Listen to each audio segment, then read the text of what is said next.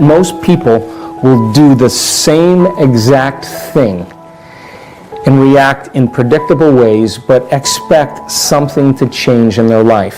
And Darwin had it really well when he said, it's not the strongest of species that survives or the most intelligent of species, but the one that's the most adaptable to change. And if you look around the world right now, whether you're looking at the economic model or the political model, or even certain aspects of the religious model, the environment, the medical model, there's several different parts of our culture that's beginning to collapse. And if you study human nature historically, we always wait for crisis or trauma or disease or diagnosis, both as an individual and as a culture, before we decide to change. And if you look at this and you study it in history, it's a sign that something new has to be born. So as the old model of reality begins to change, something else has to replace it. So we have two ways that we actually face crisis. We can either face crisis in a state of emergency, which in the beginning of a crisis is healthy, or we can face crisis in a state of creativity and innovation. So let's talk about that biologically, because it says a lot about how a culture responds, or a person individually. When you and I react to conditions in our life, stressful conditions, we turn on a very primitive nervous system called the fight or flight nervous system, or what's called the sympathetic nervous system. And when we react to our external environment and we see a chaos or a threat or a trauma, our primitive nervous system tells us that we either have two options. We either run or we fight. And we mobilize enormous amounts of energy because from a historical standpoint, running and fighting from a predator was the best way for our chances of survival. So our stressors have become a little bit more complex. We have finances, we have jobs, we have traffic jams, we have internet connections, we have second mortgages, we have single parenting. And all of these elements turn on that primitive nervous system as if we're being chased by a lion. So in the short term, all organisms in nature can deal with short-term stress. A zebra gets chased by a lion, 15 minutes later it goes back to grazing and the stress is over. It returns back to homeostasis. Now, stress is when your body and brain are knocked out of balance. The stress response is what your body innately does to return itself back to order. So, we know from a scientific standpoint that when you turn on the stress response and you can't turn it off, now you're headed for disease. Now you're headed for some type of breakdown. So, if you look at a crisis in terms of emergency, and we're releasing all these primitive chemicals of adrenaline and cortisol, those chemicals create the emotional states of anger, of frustration, of aggression, of hatred, of fear, of anxiety, of insecurity, of hopelessness, of powerlessness, of guilt, of shame, of depression. The other state of mind, if you can view crisis as a great opportunity brilliantly disguised as an impossible situation, and you have to match the conditions in your environment with a new mind. Now we're talking about greatness, because innovation and creativity and a new way of thinking and a new way of being means that we can't do the same thing from the past. And so in history, cultures that, or individuals that overcame their environmental conditions were considered mystics and saints and leaders and charismatic leaders. They were individuals that saw past the illusion of the present reality. Now, when we begin to become innovative or creative, the brain begins to switch. We begin to turn on the forebrain, the frontal lobe, which is really the crowning achievement of a human being, and we begin to ask bigger questions. How can we create a new way of being in a world that's falling apart? How can we begin to create a new system to adapt to these conditions? Now, The hardest part, without a doubt, in all of my research about change is not making the same choice as you did the day before. So reason this. You think 60 to 70,000 thoughts in one day. Out of those 60 to 70,000 thoughts that you think, 90% of those thoughts are the same thoughts as the day before. So the same thoughts will lead to the same choices. The same choices will lead to the same behaviors. The same behaviors will create the same experiences. The same experiences create the same emotions, and those same emotions drive the same thoughts, and that's called a personality. And your biology is a reflection of your state of being. So then your personality is directly related to your personal reality. And your personality is made up of how you think, how you act, and how you feel. So in order for you to create a new personal reality, a new life, then you have to begin to examine the thoughts that you're thinking and decide if you want to continue thinking that way or choose a new way of thinking. You have to become aware and observe your behaviors and look to see if those habits are something that's going to support a new future. And you have to look at the emotions that you've memorized that keep you connected to the past and decide if those emotions are healthy.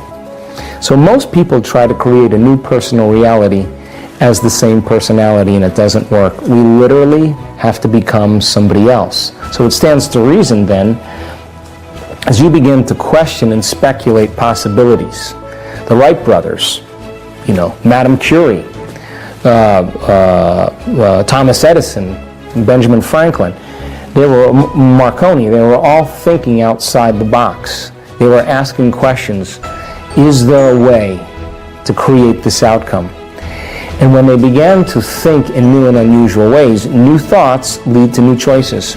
New choices lead to new behaviors lead to new experiences create new emotions, and all of a sudden you start to transform. So, in order to change a culture, you have to change individuals. We have to change it individual by individual. Now, this requires then, by not making the same choices you did the day before, to begin to think and act in different ways. This is the creative function of human beings. So if an economy is collapsing, if a government is deceiving, if people are no longer feeling supported, then we have to think in uncommon ways in order to adapt to the environment.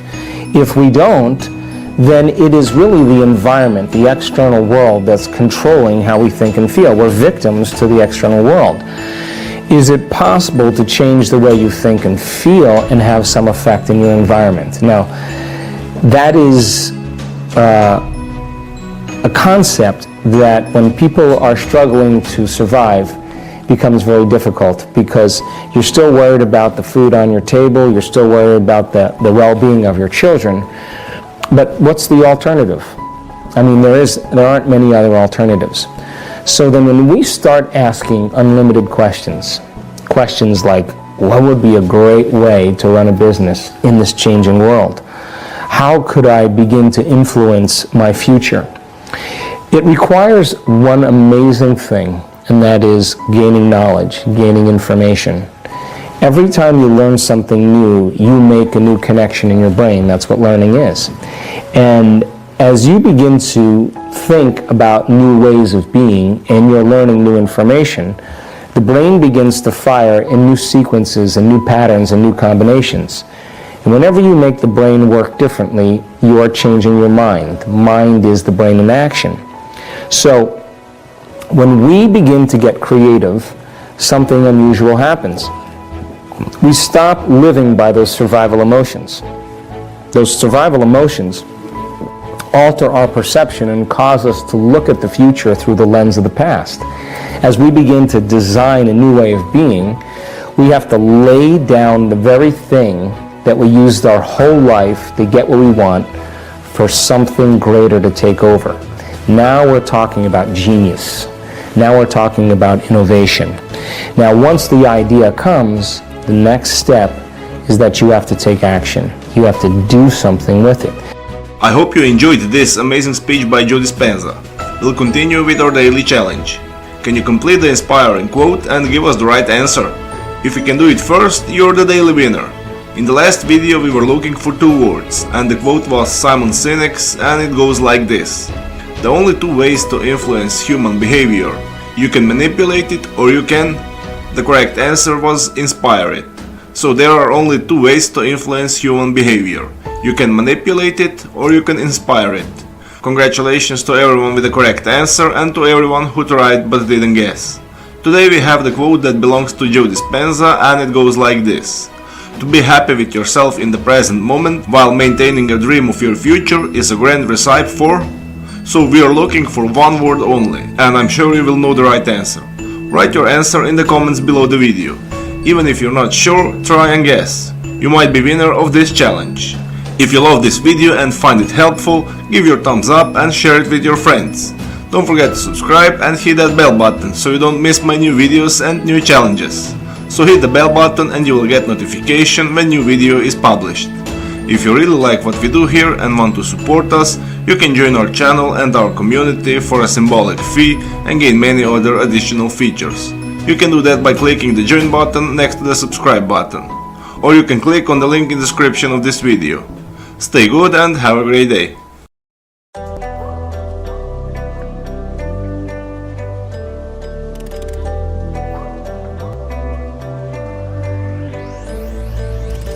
I walk around the streets, everybody smiling.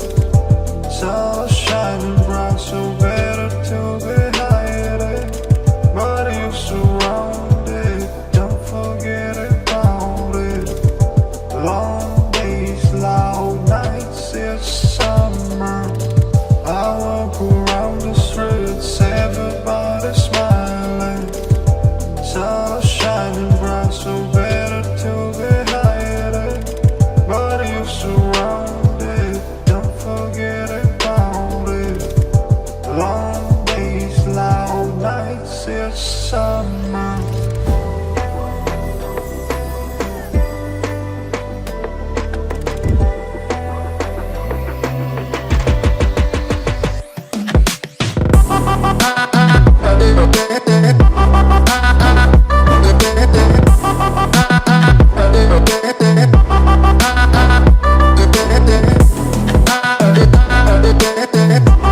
Quên đi bao câu hứa mình còn cho nhau, quên đi bao nỗi đau mình dành. Ngày xưa em đã vội quên đi những lời hứa ngày nào. Người dòng nước mắt em đã vội rơi, anh không thể mãi anh như đêm vào điên rồi. Anh như say đôi mắt môi, anh như chỉ còn muốn em bên cạnh như ở phố xa rồi. Anh chỉ muốn em cạnh đấy thôi, không muốn em ở bên đời, chỉ muốn em anh bên người. Người đã cất bước đi xa trong cơn mưa chiều vội vã, người đã bước quên anh khi cơn mưa qua gần vội vã. Em đã quên rồi mà anh sống cây yêu hoa bé, chẳng còn lại gì những người em bao nước mắt rơi. Em khiến con tim như trôi bay trong chiều thu đầy nắng, em khiến con tim như tan mưa trong chiều thu mát màng. Về còn nhiều lắm những ngỡ màng, nhiều lắm những nỗi vội vàng, nhiều lắm những cơn mưa em mưa ta bây giờ đơn vang không mơ không bay đứng sang nhờ. Mai em còn thơ đôi mai anh còn người ta xưa ta chúng còn giữ nhau chẳng để